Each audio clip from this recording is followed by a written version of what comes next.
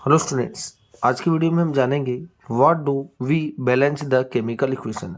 हमें chemical reactions को balance करना क्यों जरूरी है। A chemical equation should always be balance because the law of conservation of mass states that matter can neither be created nor destroyed. मतलब हमें क्या बताता है, मास कंजर्वेशन लॉ हमें यह बताता है कि matter can neither be created nor be destroy, मतलब आप मैटर को क्रिएट भी नहीं कर सकते और डिस्ट्रॉय भी नहीं कर सकते। So, in a chemical equation, the total mass of reactant must be equal to the mass of product formed. मतलब केमिकल रिएक्शंस में जितना मास रिएक्टेंट का होगा उतना ही मास किसका होना चाहिए, प्रोडक्ट का होना चाहिए।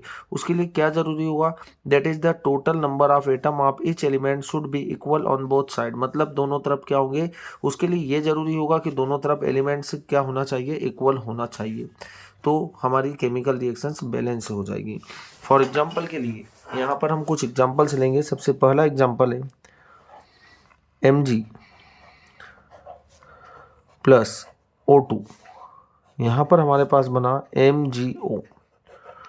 अब देखो यहाँ पर ये केमिकल रिएक्शंस बैलेंस है या नहीं। यहाँ पर मैग्नीशियम एक ही रिएक्टेंट साइड और प्रोडक्ट साइड एक ही दिख रहा होगा आपको, है ना। ये प्रोडक्ट साइड हमें एक ही दिख रहा है।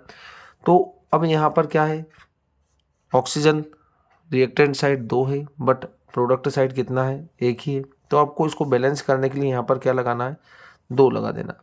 अब मैग्नीशियम इधर प्रोडक्ट साइड 2 हो चुके हैं बट इधर एक ही है, तो आपको यहाँ पर भी क्या लगाना है, 2 लगा देना।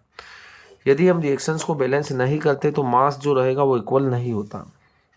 यदि ये अनबैलेंस इक्वेशन होता, जैसे मैग्नीशियम प्लस ऑक्सीजन, यहाँ पर ये अनबैलेंस इक्वेशन है, तो देखो आप मास क्या दोनों का इक्वल रहेगा, नहीं रहेगा। क्यों, मैग्नीशियम का एटॉमिक मास होता है 24, एक ही मैग्नीशियम है यहाँ पर, प्लस ऑक्सीजन का मास होता है कितना, 16।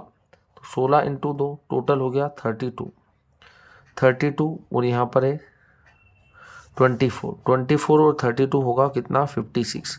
मतलब यहाँ पर आपका रिएक्टेंट का मास आ रहा है 56 और यहाँ पर हम बात करें तो मैग्नीशियम का कितना है 24 प्लस ऑक्सीजन का आ रहा है 16।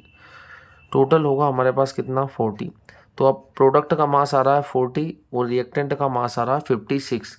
मतलब यह मास तो इक्वल है नहीं, और इक्वल नहीं है तभी हमने यहाँ पर क्या लगाया, 2 लगाया। 2 लगाने से क्या हुआ, हमारा ऑक्सीजन रिएक्टेंट साइड और प्रोडक्ट साइड 2 हो गया। बट यहाँ पर आपको मैग्नीशियम भी अब 2 हो चुका है, तो आपको इधर भी मैग्नीशियम 2 करना पड़ेगा, इसलिए यहाँ भी 2 लगाना पड़ेगा। अब देखो मैग्नीशियम का मास कितना हुआ, 24 इंटू 2, ठीक है, ये हुआ हमारे पास 48। ठीक है, ये तो हुआ हमारे पास 48 प्लस ऑक्सीजन का कितना, 16 इंटू 2, ये हो गया हमारे पास 32। ठीक है, अब ये कितना हो रहा है हमारे पास, तो ये हमारे पास हो रहा है mass of reactant is equal to हो रहा है 80, है ना। 32 ये और 48 दोनों को ऐड करेंगे हम, तो हमारे पास कितना आएगा, 80 आ रहा है। अब इस साइड भी देख लीजिए आप, 2 इंटू मैग्नीशियम का कितना है 24 प्लस ऑक्सीजन का है 16, टोटल हो जाएगा हमारे पास 40 इंटू 2 कितना हो जाएगा, 80। देखो ये बैलेंस इक्वेशन में हमारे पास मास ऑफ रिएक्टेंट और मास ऑफ प्रोडक्ट क्या आ रहा है, इक्वल आ रहा है। इसीलिए हमें क्या करना है, इसीलिए हमें किसी भी केमिकल रिएक्शंस को बैलेंस करना ज़रूरी होगा, क्योंकि अनबैलेंस इक्वेशन में आपका मास जो रहेगा वो इक्वल नहीं होता है। अब इक्वल नहीं होगा तो हमारा मास आधा क्या हो चुका है, देखो यहाँ पर 56 था, यहाँ 40 है, तो हमारा बीच का जो 16 था मास वो कहाँ हो चुका है, वो डिस्ट्रॉय हो चुका है। क्या ऐसा पॉसिबल नहीं है।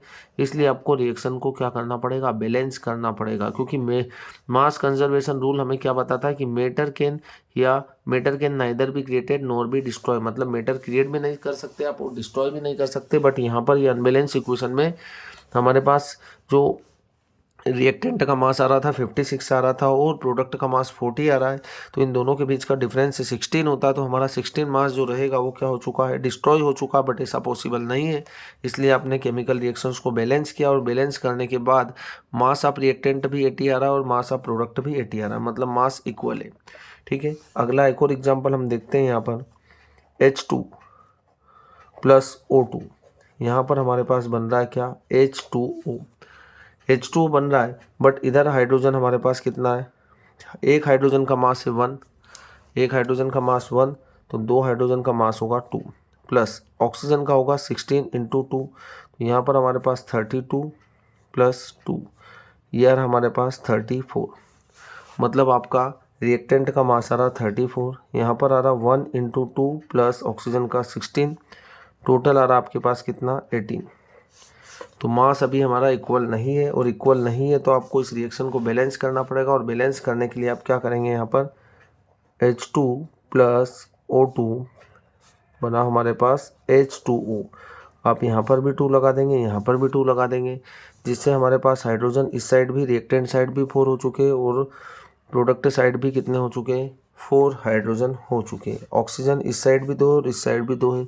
अब देखो हाइड्रोजन का मास होता है ना, कितने हाइड्रोजन है यहाँ पर 2 और 2 4, 2 2 जा 4, तो यहाँ पर एक हाइड्रोजन का मास 1 होता तो 4 हाइड्रोजन का मास 4 होगा, प्लस ऑक्सीजन का कितना होगा 16 × 2 कितना होगा हमारे पास 32, 32 और 4 36 हो जाएगा।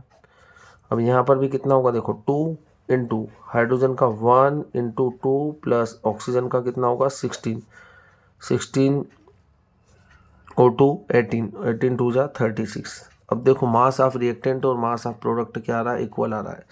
तो इसीलिए आपको केमिकल रिएक्शंस को क्या करना पड़ेगा, बैलेंस करना पड़ेगा। बैलेंस करने के लिए total number of atoms of each element should be equal on both side. और उसके लिए क्या जरूरी होगा कि रिएक्टेंट साइड और प्रोडक्ट साइड दोनों साइड एलिमेंट्स का नंबर या आइटम्स का नंबर क्या होना चाहिए, इक्वल होना चाहिए। देखो इधर भी मैग्नीशियम 2 है, इधर भी मैग्नीशियम 2 है, इधर भी ऑक्सीजन 2 है, इधर भी ऑक्सीजन क्या है 2, इस 2 का मल्टीप्लाई है पूरे। इधर भी हाइड्रोजन कितना है 2 है, इधर भी हाइड्रोजन 2 है, बट इधर ऑक्सीजन कितना है 2 और इधर ऑक्सीजन 1 था, तो हमने इसको बैलेंस किया। तो देखो हाइड्रोजन इधर कितना है 4 है, हाइड्रोजन इधर भी 4 है, ऑक्सीजन 2 है और इधर भी ऑक्सीजन 2 है, मतलब ये रिएक्शन बैलेंस, और हमें बैलेंस करने की ज़रूरत होती है।